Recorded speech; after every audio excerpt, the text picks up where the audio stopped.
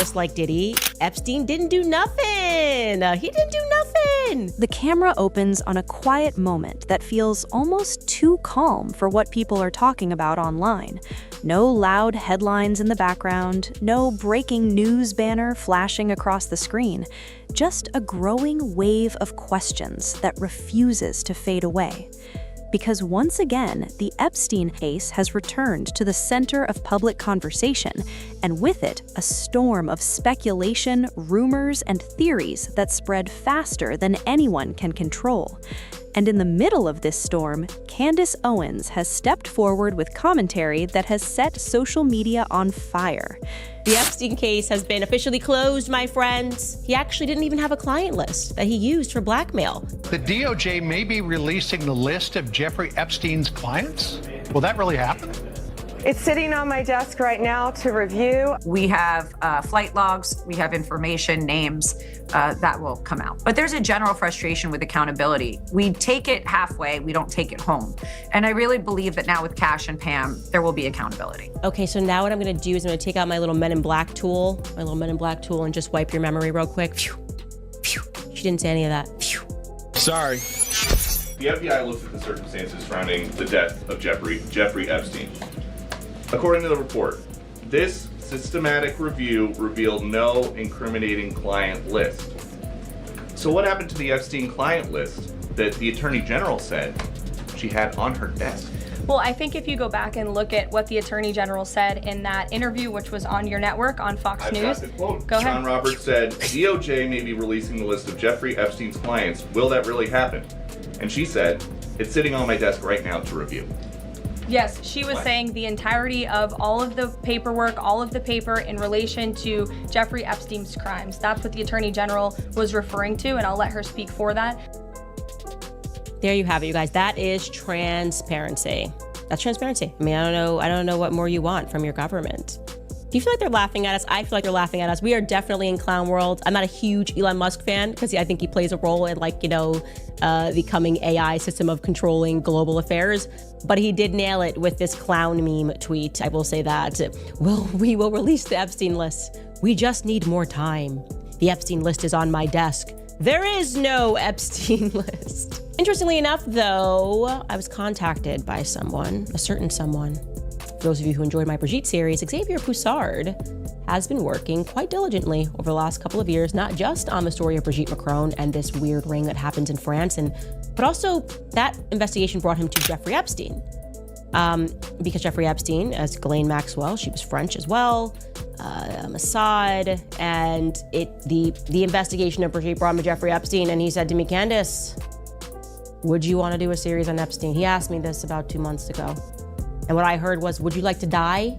Would you like to die? Because that's kind of where, do you want to play a game sort of a thing? And maybe where our government, with all of their resources, is failing, I don't know, maybe it will be up to us. So what can I say, guys?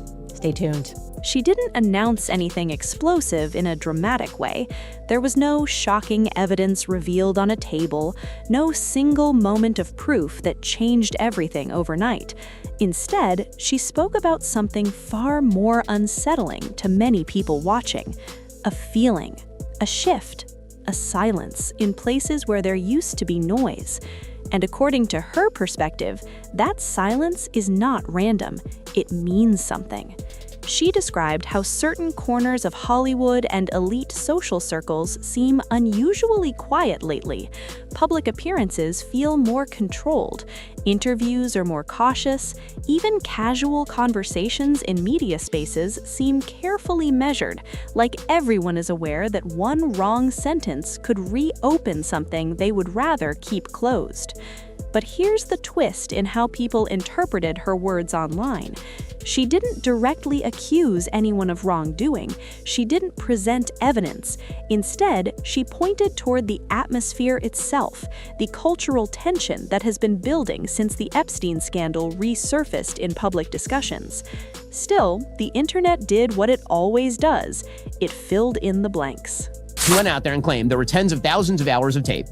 There are, by the way, but they are child pornography. The reason the FBI is not releasing them is because those tapes do not include underage people with third parties on Epstein Island. That is not what the tapes are. Okay, I also have sources in the federal government who are covering this stuff and have seen the documents. Okay, those tapes are just child porn. That's all. That's what they are. That's why the FBI is not releasing them. Okay, as far as the Epstein list, what I have been told by my sources is that there is no Epstein list, that basically there's a black book of Jeffrey Epstein contacts. And the vast majority of those contacts are already out there publicly. That's why you know names like Prince Andrew or Alan Dershowitz or some of the names that have been mentioned here. Those contacts, there is no evidence, according to the DOJ and the FBI, and again, that's public, there's no evidence that any of those third parties were having girls trafficked to them. And that is not evidence that was made clear, certainly, to the DOJ or the FBI.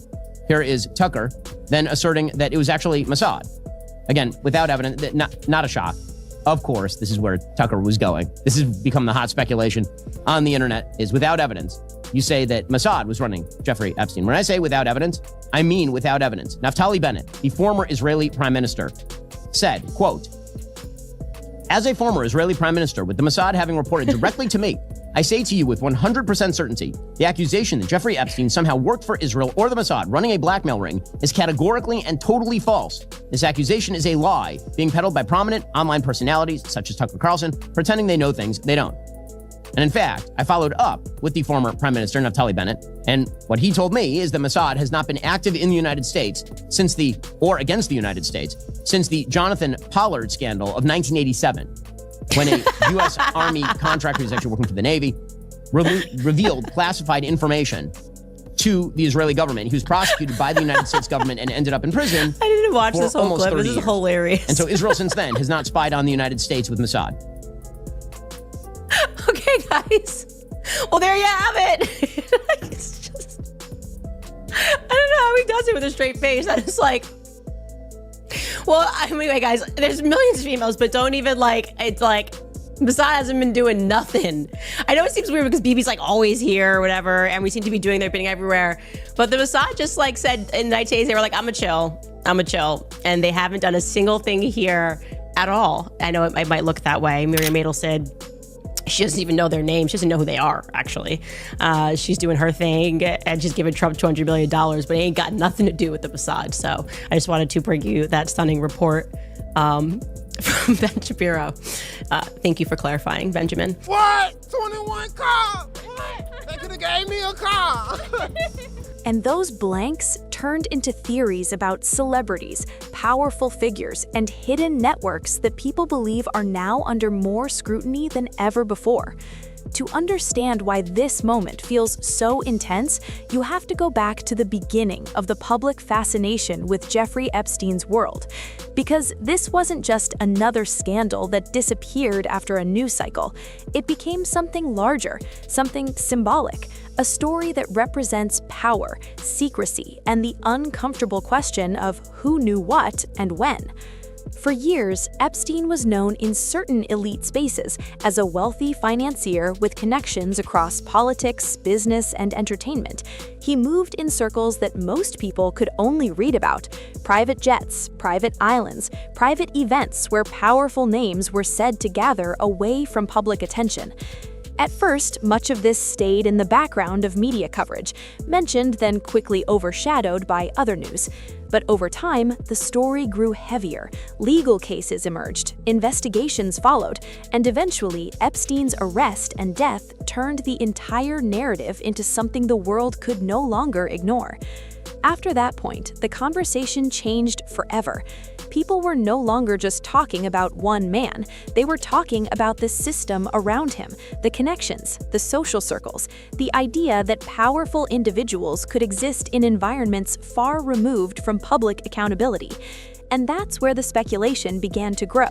Because when a story involves secrecy, influence, and unanswered questions, the internet doesn't wait for closure. It starts building its own versions of events. It starts connecting dots, sometimes correctly, sometimes not, but always with intensity.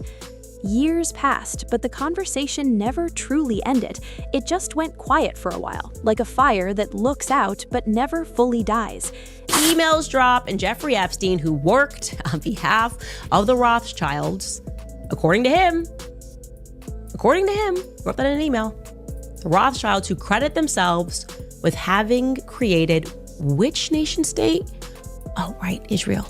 Israel, the same nation state that is having a bunch of women say that they were ritualistically abused in a forest by rabbis.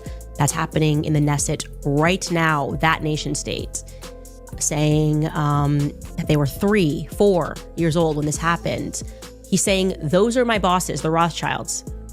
And here is a brief, but by no means an extensive coverage, video that was put together by, I assume this guy must be Goy, right? Goy? Goy? TikToker Contrarian put this together. Take a listen. Israel is mentioned twice as much as Donald Trump in the new documents. Here he is discussing with Roger Schank, a Jewish American academic and hedge fund worker, saying Jews create vast fortunes by manipulating markets and creating financial speculation and exploiting labor. He says, let the Goyim deal in the real world. In a discussion with the Rothschild family, Epstein says if they overthrew the Ukrainian government, there would be great opportunities. The Rothschild family paid Epstein $25 million for certain algorithms. While talking to Peggy Seigel, August 7th of 2010, she asks if an event is going to be 100% Jewish. He says no, they'll have Goyim in abundance. But don't worry, they're just brilliant wasps from JP Morgan. Joshua Finkelstein, BlackRock's Larry Finkelstein's son, is accused of not having any respect for non-Jews, seeing them as not human. This is from his ex-girlfriend, Svetlana. He pressures her to have an abortion. In 2017, Epstein has a conversation talking about if you want to hire the best people, you have to hire only Jews. Only hire those who can prove they are genetically Jewish. Maria Farmer, one of the first victims to come out and name Epstein. I wasn't allowed to go get food. And when I called Ghislaine and asked why I couldn't eat there, she said, it's a Jewish country club. You're not Jewish. They're not going to serve you. They, honest to God, think their DNA is better than everybody else's. Said that their operation was motivated by Jewish supremacy. Anybody gonna say that that's not real anymore? And then suddenly, it came back into mainstream discussion again. Old documents resurfaced in public debate, interviews were re-examined, social media users began revisiting names, timelines, and past associations. And in that environment, voices like Candace Owens began commenting on what they describe as a cultural shift. She spoke about how celebrity culture feels different now, not in a surface-level way, but in a deeper sense of unease. According to her commentary, there is a noticeable difference in how public figures behave when controversial topics start trending again. Not necessarily panic. And those blanks turned into theories about celebrities, powerful figures, and hidden networks that people believe are now under more scrutiny than ever before. To understand why this moment feels so intense, you have to go back to the beginning of the public fascination with Jeffrey Epstein's world. Because this wasn't just another scandal that disappeared after a news cycle. It became something larger, something symbolic, a story that represents power, secrecy, and the uncomfortable question of who knew what and when. For years, Epstein was known in certain elite spaces as a wealthy financier with connections across politics, business, and entertainment. He moved in circles that most people could only read about: private jets, private islands, private events where powerful names were said to gather away from public attention. At first, much of this stayed in the background of media coverage, mentioned, then quickly overshadowed by other news. But over time, the story grew heavier. Legal cases emerged, investigations followed, and eventually, Epstein's arrest and death turned the entire narrative into something the world could no longer ignore. After that point, the conversation changed forever. People were no longer just talking about one man. They were talking about the system around him, the connections, the social circles, the idea that powerful individuals could exist in environments far removed from public accountability. And that's where the speculation began to grow. Because when a story involves secrecy, influence, and unanswered questions, the internet doesn't wait for closure. It starts building its own versions of events. It starts connecting dots, sometimes correctly, sometimes not, but always with intensity. Years passed, but the conversation never truly ended. It just went quiet for a while, like a fire that looks out but never fully dies. And then suddenly, it came back into mainstream discussion again.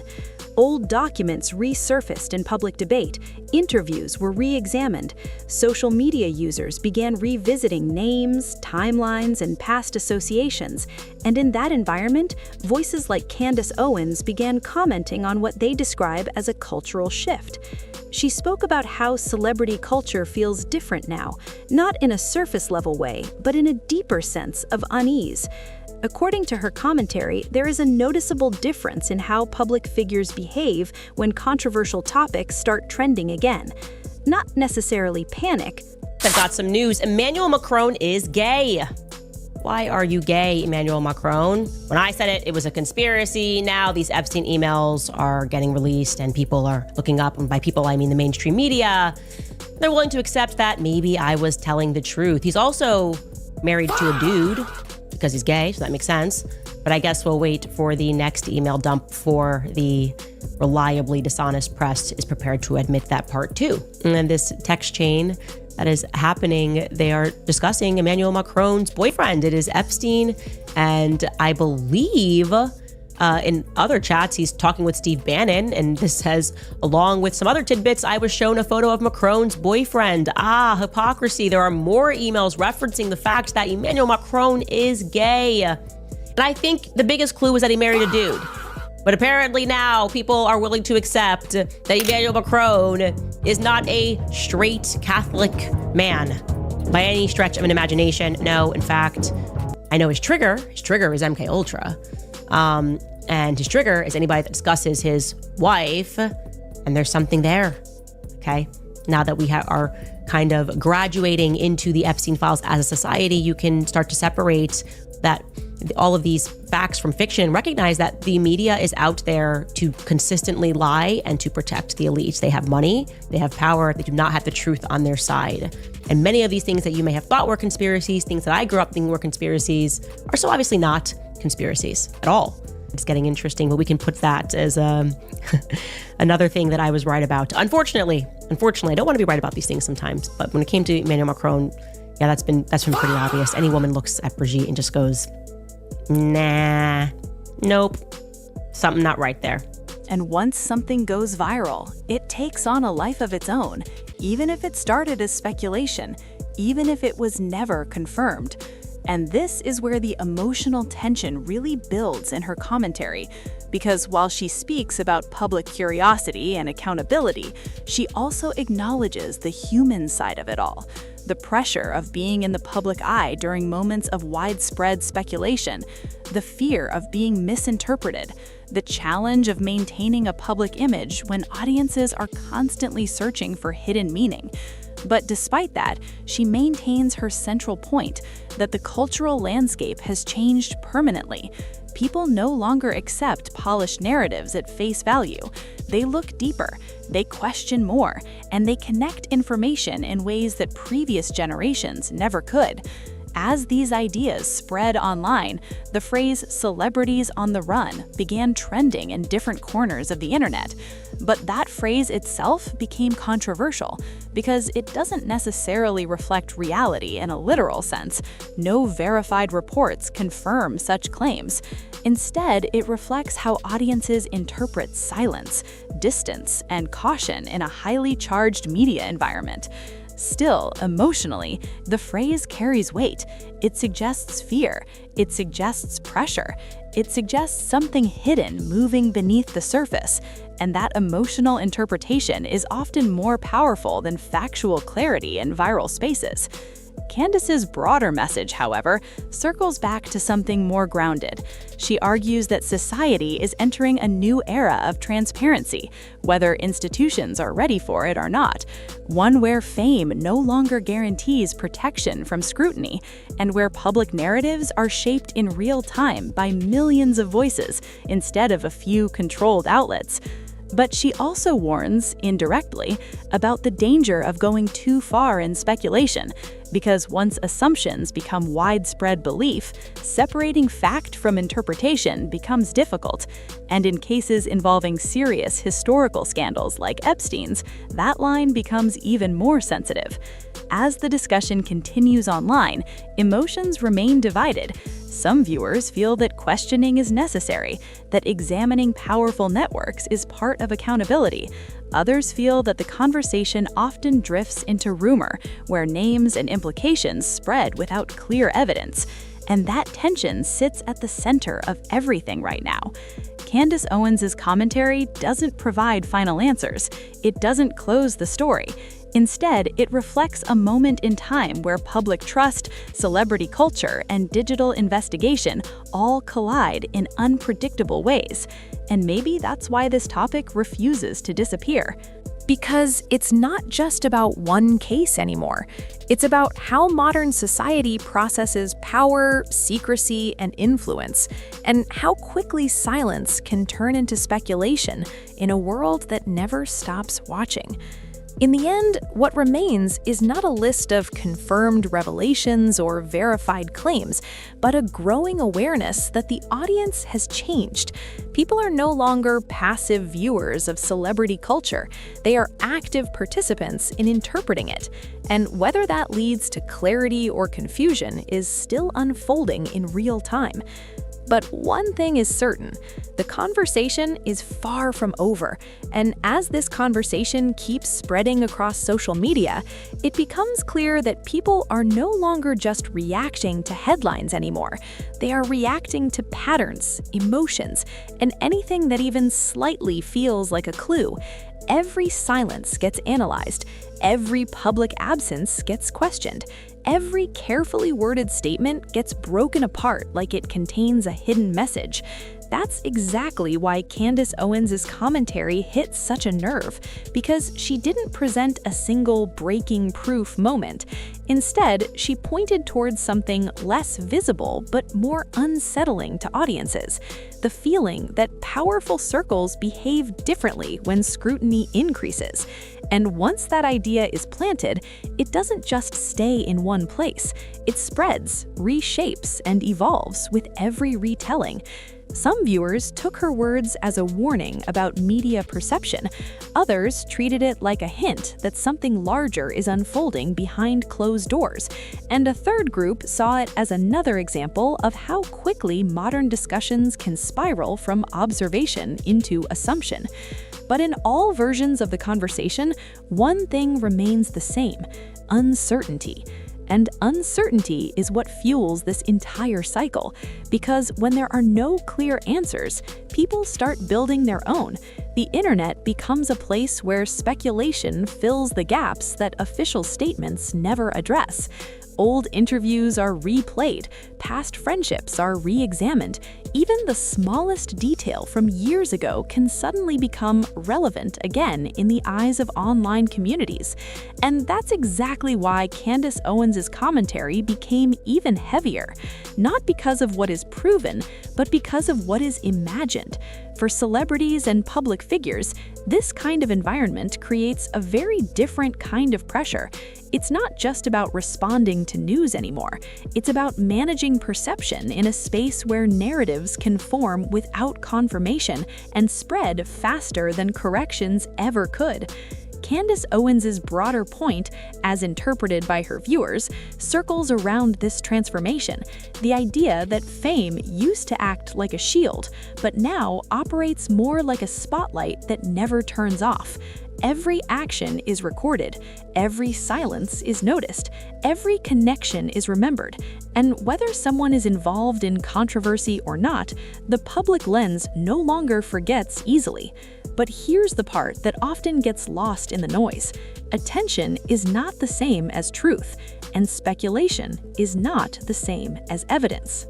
Still, emotionally, the impact feels real to audiences because it connects to something deeper: distrust in powerful systems and curiosity about hidden structures.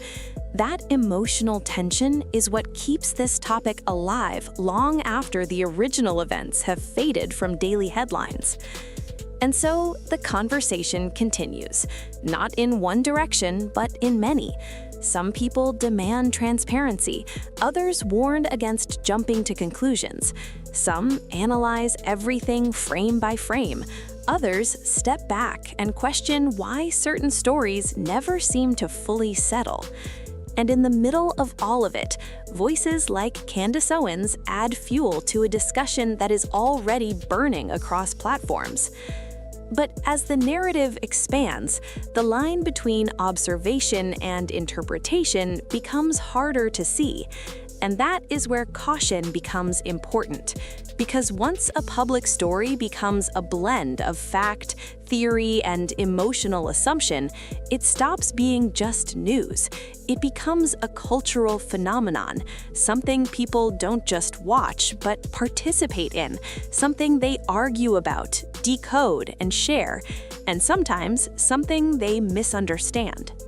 In the end, what this entire moment reveals is not a list of confirmed claims or verified secrets, but something more reflective of the times we live in, a world where information moves faster than certainty, where silence is no longer empty, and where every public figure exists under constant analysis from millions of eyes. Whether that leads to greater accountability or greater confusion depends on how carefully people choose to separate what is known from what is believed. Because once speculation becomes louder than facts, the story stops being about reality alone and starts becoming about perception. And perception, as this entire conversation shows, can travel farther than truth ever intended. And as we reach the end of today's story, one thing becomes impossible to ignore. Whether people agree with Candace Owens or completely disagree with her, the conversation she's touching on is bigger than any single name, any single interview, or any single headline. Because what we're really looking at here is not just Hollywood, not just celebrity culture, and not even just the Epstein discussions that keep resurfacing over time. We are looking at a shift in how the public sees power. There was a time when silence from celebrities was just silence, when a missing interview didn't mean anything, when distance from controversy was easily accepted without deeper questions.